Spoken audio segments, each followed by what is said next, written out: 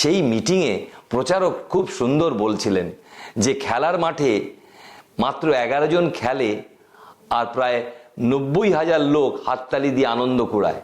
আমরা খ্রিস্টানরা বা আমরা খ্রিস্ট বিশ্বাসীরা এই রকম, আমরা আনন্দ কুড়াচ্ছি কিন্তু ঈশ্বরের রাজ্যের জন্য আমরা কিছু চিন্তা করি না।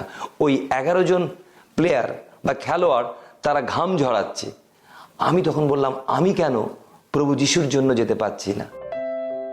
কলকাতায় একটি খ্রিস্টীয় পরিবারে জন্মগ্রহণ করে সরস মণ্ডল চার্চে অংশগ্রহণ করে এবং সানডে স্কুল পরীক্ষায় সবচেয়ে ভালো ফলাফল করতেন। যতদিন না তার দাদা তাকে একটি নতুন চার্চে নিয়ে যায়, তিনি ভাবছিলেন যে তিনি একটি ভালো খ্রিস্টীয় জীবন যাপন করছেন। সেখানে গিয়ে দেখলাম লোকেরা অদ্ভুতভাবে ঈশ্বরের আরাধনা করছে, বুঝতে পেরেছেন? এবং তারা আত্মায় আরাধনা করছে, ঈশ্বরের গৌরব প্রশংসা করছে। তখন আমার মনে প্রশ্নটাই এসেছিল যে এরা কি পেয়েছে যেটা আমার মধ্যে নেই? আমি তো খ্রিস্টান, আমি তো সানডে স্কুলে গেছি, কিন্তু আমার মধ্যে এরকম আনন্দ বা জয় এটা কেন নেই? পরে সরস একটি ক্রুসেডে অংশগ্রহণ করে, যেটি সেই চার্চ দ্বারা আয়োজন করা হয়েছিল। এই মিটিংয়ে প্রচারক বললেন যে আমরা সকলেই পাপ করেছি, ঈশ্বরের গৌরববিহীন হয়েছি, আর আমরা তাই আমাদের আনন্দ হারিয়েছি। এই প্রচার সরসকে চিন্তা করতে বাধ্য করে। প্রথম আমাকে দেখিয়ে দেওয়া হলো বা বলা হলো যে আমি হচ্ছি পাপী, আমার মধ্যে সমস্ত মন্দতা রয়েছে এবং যিশুই আমার পাপ ক্ষমা করতে পারেন। আর তিনি যখন আমাকে পাপ ক্ষমা দান করেন তখন আমি নতুন মানুষ হয়ে যাই। প্রভু যীশু খ্রিস্টতে আমি নতুন মানুষ হব। আর আমি যখন যিশুকে আমার হৃদয়ের মুক্তিদাতা, আমার জীবনের মুক্তিদাতা প্রভু বলে স্বীকার এবং গ্রহণ করলাম, আমার যেন হালকা মনে হলো, আমি যেন আনন্দে ভরে গেলাম। আমার মধ্যে যে আনন্দটা জগৎ দিতে পারে না, আমাকে কেউ সেরকম আনন্দ দেয়নি। সরস সেখানেই থেমে থাকেনি।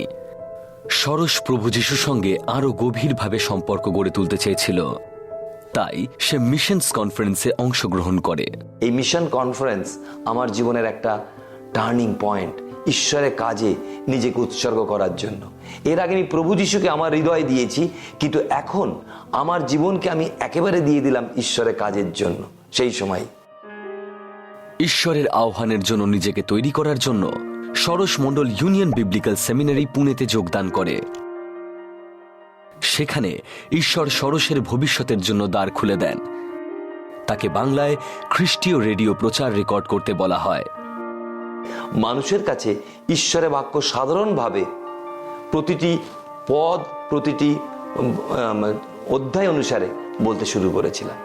এবং এইটা একটা খুব চ্যালেঞ্জিং বা খুবই উৎসাহজনক ছিল যে আপনি আজকে যদি আদি পুস্তকের 1 অধ্যায় 1 থেকে 5 পদ করছেন, কালকে 6 থেকে 10 পদ।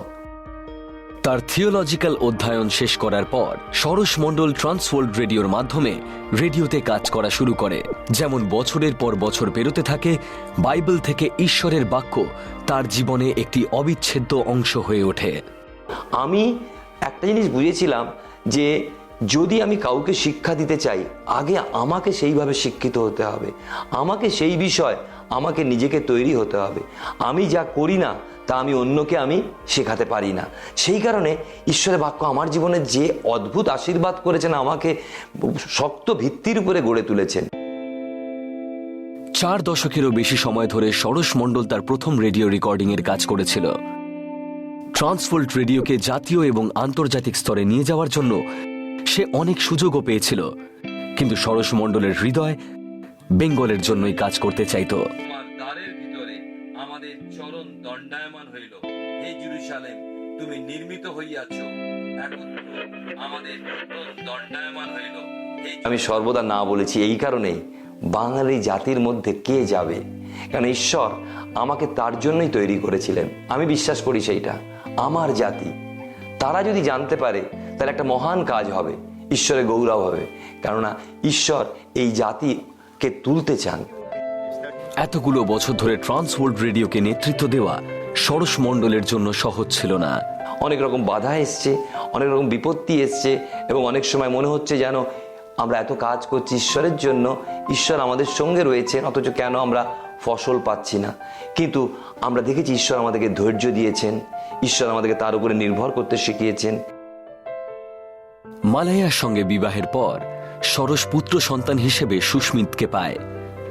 সরস মণ্ডল বাংলাভাষী মানুষদের যীশু খ্রিস্টের সুসমাচার প্রচার করার প্রত্যেকটা সুযোগ ভালোভাবে ব্যবহার করেন।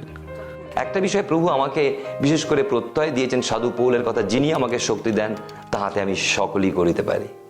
এটা হচ্ছে সব থেকে বড় যা ফিলিপিও পত্রে সাধু পৌল বলছেন। আর দ্বিতীয় জিনিস যেটা আমাকে বিশেষ করে উদ্বুদ্ধ করেছে ঈশ্বরের কার্যে, ধিক আমাকে যদি সুসমাচার প্রচার না করি। এই বাক্যটা আমাকে উৎসাহিত করেছে, যদি আমি ঈশ্বরের কাজ না করি, ঈশ্বরের বাক্য আমি না প্রচার করি, তাহলে আমার ধিক্কার আসুক,